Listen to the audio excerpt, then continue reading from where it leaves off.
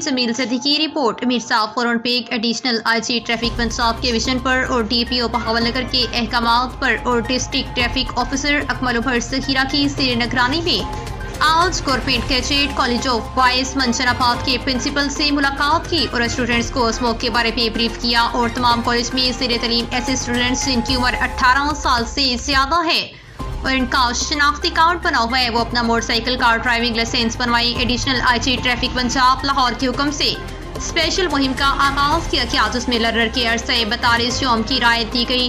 یہ رعایت 30 نومبر 2024 تک ہے، لہٰذا اس سے بھرپور فائدہ اٹھائیں اور گروپ کی شکل میں ٹریفک خدمت مراکز میں آ کر ڈرائیونگ لائسنس حاصل کریں۔ ہمارے ٹریفک آفیسر اور خدمت مراکز تمام طلباء اور اساتذہ اکرام اور عوام الناس کی خدمت کے لیے ہر وقت میسر ہیں۔ اس کے علاوہ وہ تمام طلباء اور اساتذہ اکرام ہیلمٹ کو لازمی پہن کر ڈرائیونگ کریں۔